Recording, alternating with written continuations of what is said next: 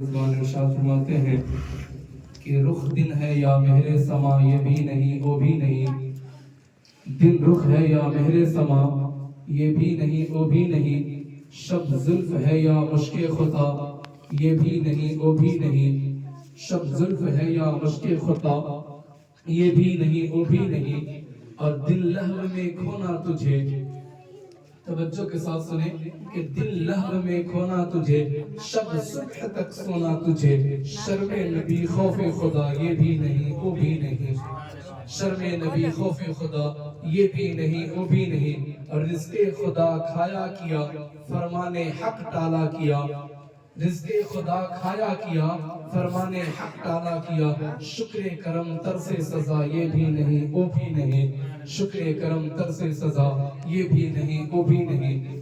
اس پر اس شعر کو جو اعلیٰ حضرت نے کہا ہے، اس شعر کا مطلب یہ ہے کہ رزق خدا کھایا کیا فرمان حق ٹالا کیا۔ اس سے پہلے جو شعر تھا وہ یہ تھا کہ دل لہو میں کھونا تجھے، شب صبح تک سونا تجھے، کہ پورا دن لہو لعب کھیل کود میں، تماشوں میں، موبائل میں گیمز کھیلتے ہوئے اور دوستوں کے ساتھ آوارہ گردی کرتے ہوئے پورا دن گزار دینا، اور پھر جب رات آئی، شب کے معنی رات، جب رات آئی تو پوری رات آپ نیند میں گزار دیے، یہاں تک عشاء بھی غائب فجر بھی غائب، تو دل لہو میں کھونا تجھے، شب صبح تک سونا تجھے، شرم نبی خوف خدا یہ بھی نہیں وہ بھی نہیں، نہ تو نبی سے شرم ہے نہ تو نبی سے شرم و حیا ہے کہ کل میدان محشر میں حضور کو منہ دکھانا ہوگا، کل میدان محشر میں حضور کو منہ دکھانا ہوگا، اور یہ بھی یہ شرم نہیں ہے، اور پھر اللہ کا حساب دینا ہوگا، اس بات کا خوف نہیں ہے، شرم نبی خوف خدا یہ بھی نہیں وہ بھی نہیں، اور رزق خدا کھایا کیا فرمان حق ٹالا کیا، کہ اسی کا اللہ کا رزق کھاتے رہے صبح سے لے کے شام تک، اور شام سے لے کے صبح تک اللہ کا رزق کھاتے رہے اور اسی کا حکم بھی ٹالتے رہے۔ ایسا ہوتا ہے کہ دنیا میں اگر ہم کسی کا رزق کھا لینا، کسی کا احسان، نمک بولتے نا کہ فلاں کا نمک ہے مجھ پر، میں اس کے ساتھ نمک حرامی نہیں کر سکتا، کہتے ہیں نا میں اس کے ساتھ نمک حرامی نہیں کر سکتا کیونکہ فلاں شخص کا مجھ پر احسان ہے۔ اگر میں کہیں پریشان حال تھا، بیماری میں تھا، یا اور بھی کوئی سچویشن آن پڑی تھی جس میں ہمارے آپ میں سے چند لوگوں نے کسی نے بھی مدد کر دی کہ بھئی یہ لیجئے ہماری طرف سے 10,000 روپے، یہ لیجئے 5,000 روپے نہ صحیح کم از کم ہم کہیں پڑے ہوئے تھے، میں اٹھا کر کے گھر تک ہی پہنچا دیا۔ پھر ان فیوچر اگر اس کی کبھی ضرورت پڑی نا اسے ہماری، اگر اسے کبھی ہماری ضرورت پڑی تو ہم ایک قدم پہ حاضر رہیں گے کہ یار فلاں صاحب نے میری مدد کی تھی۔ اب جب وہ پریشانی میں آیا ہے، جب اسے میری ضرورت ہے تو پھر ہم کیوں نہ اس کے ساتھ دیں، اور اگر وہ پریشانی میں نہیں بھی آئے، اگر کبھی ہمیں بلا لے تو کیا ہم اس کی بات کو کبھی ٹالنے کی کوشش کریں گے؟ کبھی ہم اس کی بات کو نہیں ٹالیں گے کہ یار فلاں شخص نے مجھ پر احسان کیا ہے، وہ بلایا ہے، ہم اپنا کام چھوڑ کر کے جاؤں گا۔ لیکن یہ دنیا میں تو ایک دوسرے کا حق آپ نے برابر سمجھ رکھا ہے کہ اس نے ہمارے ساتھ ہماری مدد کی ہے، ہمارے ساتھ احسان کیا ہے تو ہم اس کے ساتھ احسان کریں گے، اس نے ہمیں کچھ دیا ہے تو ہم اس کا احسان بھولیں گے نہیں۔ پھر رب تعالیٰ کا احسان کیسے بھول گئے؟ کون سی ایسی چیز ہے جو رب کے علاوہ سے مل گیا ہے تمہیں کسی اور سے؟ پوری دنیا کی کون سی ایسی چیز ہے جو اللہ کے علاوہ سے کچھ مل گیا ہے؟ کتنی نعمتیں دی ہیں نا رب تعالیٰ نے، کتنی نعمتیں۔ شیخ سعدی کہتے ہیں کہ ہر سانس پہ 2 شکریہ واجب ہے، اللہ کا 2 شکر واجب ہے ہر سانس پہ۔ ایک مرتبہ سانس اندر لیے تب کہنا الحمدللہ، اللہ کا شکر ہے، پھر سانس چھوڑے تب بولنا ہے الحمدللہ، اللہ کا شکر ہے۔ اگر یہ کیوں شکر ہے؟ کیونکہ اگر اندر گیا، اگر اندر سانس گئی ہی نہیں، کھینچ رہے تھے سانس اندر گئی ہی نہیں تب بھی ختم، اب اندر چلی گئی باہر نہیں نکل رہی ہے تب بھی ختم، تو ہے کہ نہیں ہر سانس پہ 2 شکریہ واجب، ہر شکر واجب ہے، ہر سانس پہ 2 شکر واجب ہے۔ شیخ سعدی کہتے ہیں کہ ایک شخص تھا، وہ اپنے زندگی کا محاسبہ کرنے لگا کہ میں نے رب تعالیٰ نے مجھے کن نعمتوں سے نوازا ہے۔ وہ گننے لگا، یار یہ سانسیں دی رکھی ہے، یہ اور سانس لینے میں کتنی ساری پرکریا ہے۔ جو حضرت سائنس پڑھے ہوں یا سانس لینے کی وہ پرکریا کو پڑھے ہوں تو اس کو آپ سمجھتے ہیں۔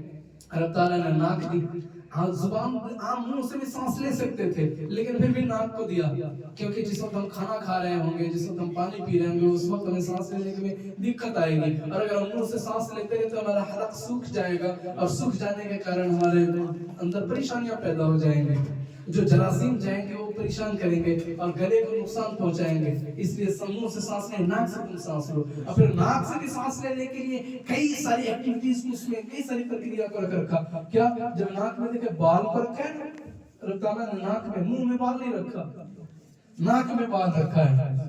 وہ کس کام آتے ہیں؟ جب ہم سانس لیتے ہیں نا تو جو گرد و غبار ہوتے ہیں بالوں کے ذریعے کچھ نہ کچھ رک جاتے ہیں، کچھ نہ کچھ گرد و غبار رک جاتے ہیں، اور پھر جب اس سے بھی نہ رک پائے تو ناک میں چپچپا سا پانی رہتا ہے، جو کیا کرتا ہے، جو باہر سے آنے، جو آؤٹ سائڈ پارٹیکلز کو روکتا ہے، باہر سے جانے والی گرد و غبار کو وہ روکتا ہے۔ اور جب آپ بہت زیادہ گرد و غبار میں چلنے لگے، بہت زیادہ گرد و غبار میں چلنے لگ جائیں تو کیا ہوتا ہے؟ اکثر یہ دیکھا ہوگا آپ نے، یا ہر کسی کے ساتھ ہوتا ہے کہ جب بہت زیادہ گرد و غبار ہو تو ناک اور زیادہ چلنے لگتی ہے، ناک کا پانی اور زیادہ چلنے لگ جاتا ہے۔ اس کے پیچھے کا پرکریا یہ ہے کہ جتنا زیادہ گرد و غبار اتنا زیادہ وہ چپچپا مادہ تاکہ تمہارے اندر کو کوئی نقصان نہ پہنچے۔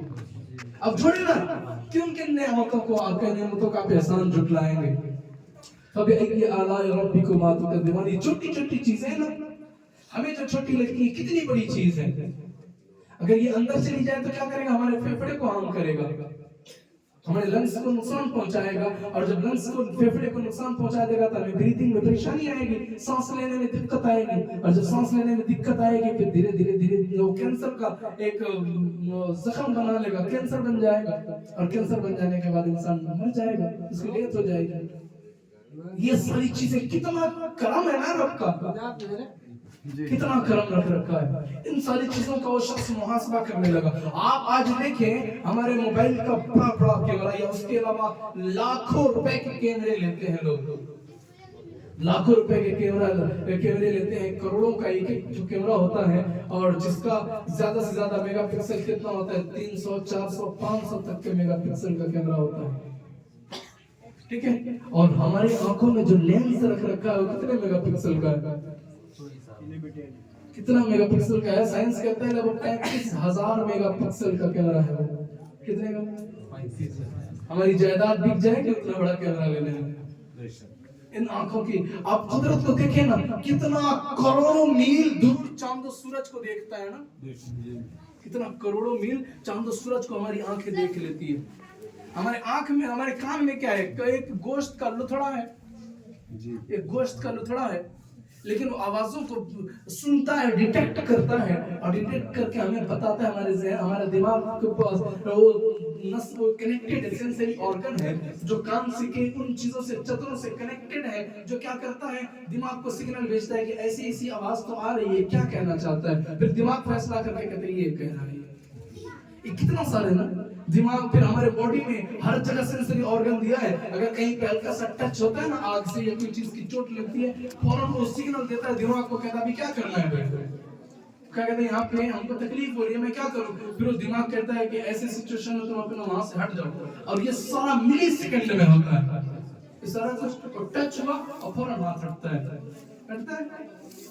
اگر آنکھ کے سامنے سے یہ کوئی جھپکا، کوئی چیز گزری، یہ آنکھ کے اندر سینسری آرگن، اس نے کہا دماغ کو کہ دیکھو نہیں، آپ کو کچھ گزر رہا ہے، لگتا ہے آنکھ میں چوٹ لگ جائے گی، تو بند ہو جا، لگے گی تو پلکوں پہ ہی لگے گی۔ یہ کتنا کچھ دے رکھا ہے ہمارے جسم میں، نہ جانے کن کن چیزوں کو رکھ رکھا ہے۔ ہمارے پیٹ میں آپ نے سنا کہ HCl ہائیڈروکلورک ایسڈ ہے ہمارے پیٹ میں، جو ہم جب کھاتے ہیں گوشت، کوئی بھی چیز کھا لیتے ہیں اسے وہ توڑ مروڑ کے ہضم کر لیتا ہے، ڈائجسٹ کرتا ہے نا۔ وہ کیا ہوتا ہے؟ اسے کیا کہتے ہیں؟ Hydrochloric acid, HCl۔ وہ ہائیڈروکلورک ایسڈ کیا کرتا ہے؟ کھانے، ایسڈ جانتے ہیں تیزاب، اس کا کام وہ اتنا پاورفل ہوتا ہے کہ اگر اسے ہاتھ میں اگر ادھر رکھا ہے نا تو چھید کے نکل جائے گا. اتنا پاورفل HCl ہوتا ہے, ہائیڈروکلورک ایسڈ, جس کا pH بہت اونچا ہوتا ہے. اب وہ کیا ہوتا ہے ہمارے پیٹ کے اندر ہوتا ہے. اب پیٹ سے زیادہ نرم اور نازک کوئی چیز ہو سکتی ہے, لیکن اللہ تعالیٰ نے کہا کہ پیٹ کے کنارے کنارے استر لگا رکھا ہے جو ہائیڈروکلورک ایسڈ کے اثر سے بچاتا ہے. ٹھیک ہے, اب اس کے بعد وہ ڈائجسٹ ہو کر کے جب ہمارے انٹسٹائن میں جاتا ہے, یعنی کہ آنتوں میں دو آنتیں ہوتے ہیں نا, ایک بڑی آنت ایک چھوٹی آنت, اسمال انٹسٹائن اور لارج انٹسٹائن. پڑھے ہیں, میں سائنس آج پڑھا دیتا ہوں آپ حضرات کو, بڑی انٹرسٹنگ چیز ہے. اللہ تعالیٰ کی قدرت کو دیکھیں نا. اب جو لوگ یہ بھی کہتے ہیں نا کہ ہم سائنس کیوں پڑھائیں اپنے بچوں کو, دنیاوی تعلیم کیوں پڑھائیں, میں سمجھتا ہوں کہ ہمارے لیے بنائے, ہم مسلمان کے بچوں کے لیے بنائے, دوسروں کے لیے نہیں ہے. ٹھیک ہے, اب وہ کیا کہتا ہے, اب وہ کیا ہوتا ہے کہ جب HCl, اب وہ ہائیڈروکلورک ایسڈ سے پورا سن گیا ہے, اب وہ آنتوں میں جائے گا. آنت میں تو استر لگا نہیں ہے, آنت میں جائے گا تو کیا کرے گا, اتڑیوں کو پھاڑے گا, اتڑیوں کو پھاڑ دے گا اور ہمیں نقصان پہنچائے گا, زخم بنائے گا. تو کیا کرتے ہیں, جیسے ہی پیٹ سے نکلنے والا ہوتا ہے نا, وہاں پہ پت کی تھیلی ہوتی ہے. پت جانتے ہیں, پت کی تھیلی ہوتی ہے, اس میں سے ہلکا سا نکلتا ہے اور تیزاب سے وہ آساس کی حالت میں کر دیتا ہے, یعنی ایسیڈک سے نان ایسیڈک حالت میں اسے کنورٹ کر دیتا ہے. اور پھر وہ کیا کرتا ہے, اب وہ تیزابی حالت جو تھی نا, ہمارے اتڑیوں کو کوئی نقصان نہیں پہنچائے گا, اور آسانی کے ساتھ جو ویسٹ چیزیں ہیں, جیسے جوس نکال لیا جاتا ہے نا, کسی انار کا یا اور بھی چیزوں کا جوس نکل گیا, اب جوس نکلنے کے بعد جو کچرے ہیں وہ باہر کر دیے, وہ باہر پھینک دیے جاتے ہیں, اور جو اچھی چیزیں اسے اسٹور کر لیا جاتا ہے, اسے جمع کر لیا جاتا ہے, اسے پلایا جاتا ہے. اسی طرح سے وہ کیا ہوتا ہے کہ جب ہم چیزیں کھاتے ہیں, اس میں جو کام کی چیزیں ہیں, اسے چھوٹی اتڑیوں, چھوٹی آنت میں چھوٹے چھوٹے نا سوراخ اور رب تعالیٰ نے بنا رکھا ہے. کتنا کمال ہے نا, کتنی چیزیں رب تعالیٰ کے بنانے کا پرکریا دیکھے نا, کتنا کمال ہے نا. اس میں چھوٹی چھوٹی سوراخیں ہوتے ہیں جو اپنے اندر ایبزارب کرتی ہیں, اور وہ کیا ہوتا ہے, وہاں تک جاتے جاتے ATP کے فارم میں کنورٹ ہو جاتا ہے. ATP کے فارم ایڈینوسین ٹرائی فاسفیٹ اس کو کہتے ہیں, اس میں کنورٹ ہوتا ہے, جس کو انرجی کہتے ہیں. اب انرجی یعنی طاقت ملتی ہے ہمارے باڈی کو اس کے ذریعے, اور جو ویسٹیج چیزیں ہیں وہ لارج انٹسٹائن کے ذریعے ہمارے پیچھے کے مقام سے وہ نکل جاتا ہے, جسے ہم پخانہ اور پیشاب کہتے ہیں. ہم اس کے ذریعے وہ سارے ویسٹیج کو نکال دیتا ہے, اور ساری چیزوں کو, اچھی چیزوں کو اسٹور کر کے ہمارے باڈی کو طاقت بخشتا ہے. یہ کتنا کچھ ہے نا رب تعالیٰ نے دے رکھا ہے. دماغ کے نسوں کو دیکھیں کیسے کیسے فٹ رکھا ہے. اسپائنل کورڈ میں ایک چھوٹی سی وائرنگ کر رکھی ہے, پتلی سی وائرنگ کر رکھی ہے, کبھی ٹچ نہیں ہوتا. کتنے سارے وائر ہیں, ہر ایک انگلی میں الگ الگ وائر وہاں سے آیا ہے دماغ سے, ہر ایک انگلی میں, پیر کے, ہاتھ کے, اور ہر ایک آرگن میں ایک ایک چیز الگ الگ سے فٹ کیا گیا ہے. ہارٹ کے لیے, لنگز کے لیے, اور اس کے علاوہ پت کے لیے, کلیجی کے لیے, گردے کے لیے, ہر چیز کے لیے الگ الگ نسیں وہاں سے ایک وائرنگ کی گئی, جس کو سینسری آرگن کہتے ہیں. اور وہ ساری چیزیں وہاں سے اسپائنل کورڈ میں دیا گیا ہے, ہمارے ریڑھ کی ہڈی میں, اور اس کی سرکشا ایسی کی گئی ہے کہ ٹچ نہیں ہوتا ہے ایک دوسرے سے, کوئی شارٹ سرکٹ نہیں ہوتا. کتنا کمال کا نسوں کے جال جو بیٹھایا ہے, آپ دیکھیں نا کیسا کیسا نس ہے. ڈاکٹر جو اتنے سال پڑھتے ہیں, پڑھنے کے بعد یہ ساری چیزیں پھر بھی نہیں جان پاتے کہ کدھر کی نسیں کدھر بیٹھی ہے. اگر کوئی دماغ کا ڈاکٹر تو صرف دماغ ہی دیکھے گا, اگر کوئی کارڈیولوجسٹ ہے تو صرف دل ہی دیکھے گا, اگر کوئی پیٹ کا ڈاکٹر تو صرف پیٹ دیکھے گا, کوئی فزیشین ہے تو صرف بخار سردی دیکھے گا, ہے نا. لیکن رب تعالیٰ کتنا کمال کا ہے نا, اس نے ہمیں کیسا بنا رکھا ہے. کیا اس کا شکر کر پانا ہمارے بس کی بات ہے؟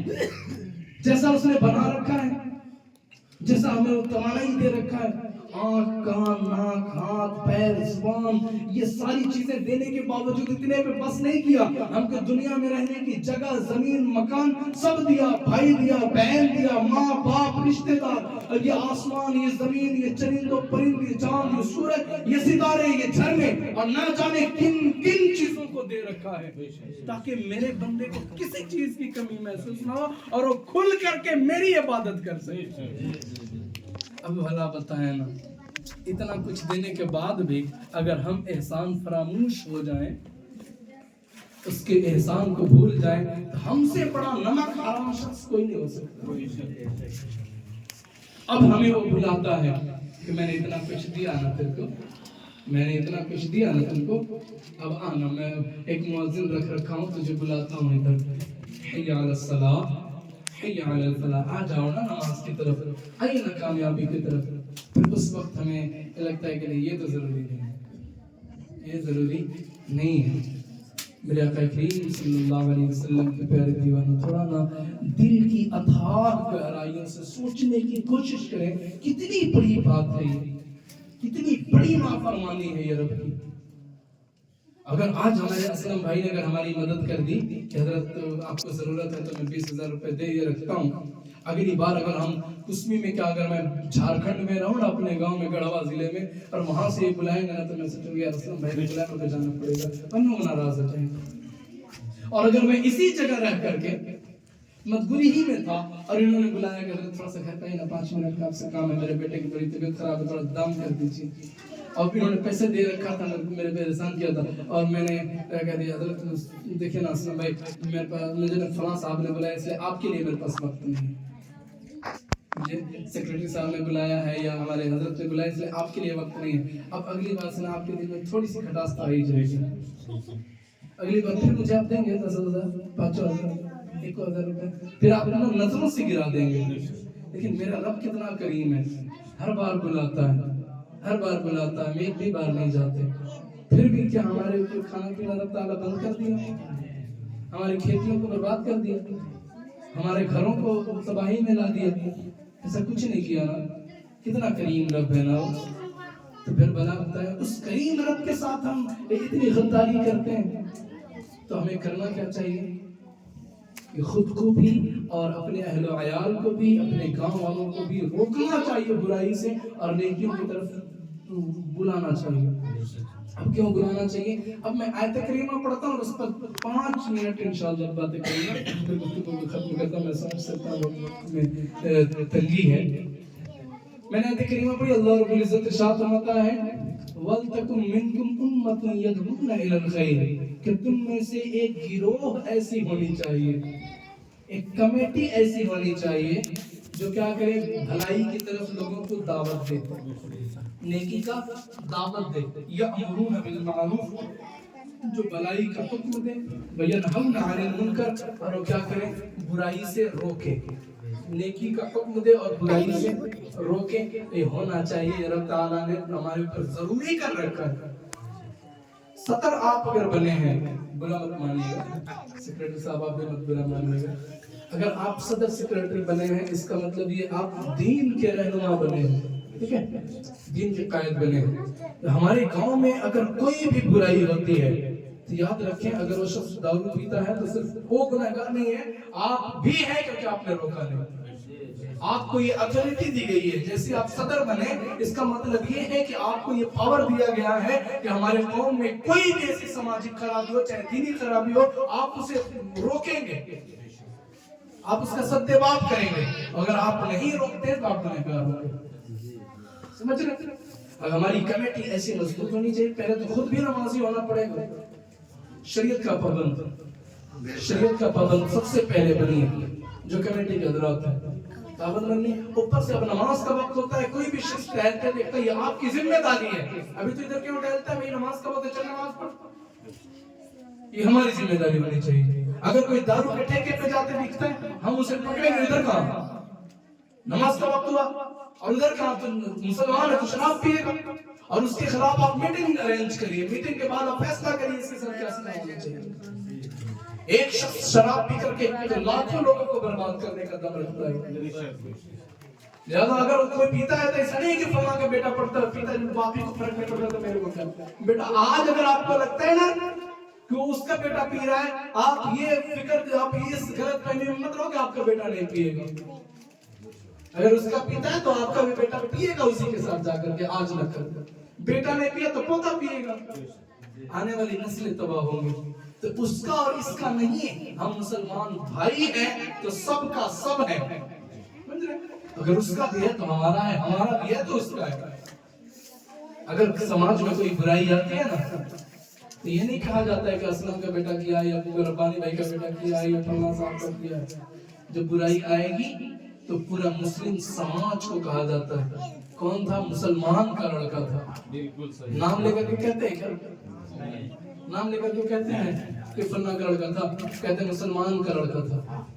اور اتنا ہائی لائٹ کیا جاتا ہے اس کو، مسلمانوں کی غلطیوں کو اتنا ہائی لائٹ کیا جاتا ہے کہ جس کی کوئی حد نہیں ہوتی ہے. ہماری نظریں شرم سے جھک جاتی ہیں. ایک بات بتاؤں، یہ جو نشے کی حالت میں جو ہمیں مست رکھا جا رہا ہے نا، اس کے پیچھے بہت بڑی پلاننگ اور بہت بڑی سازش ہے. آج سے کئی سو سال پہلے حضرت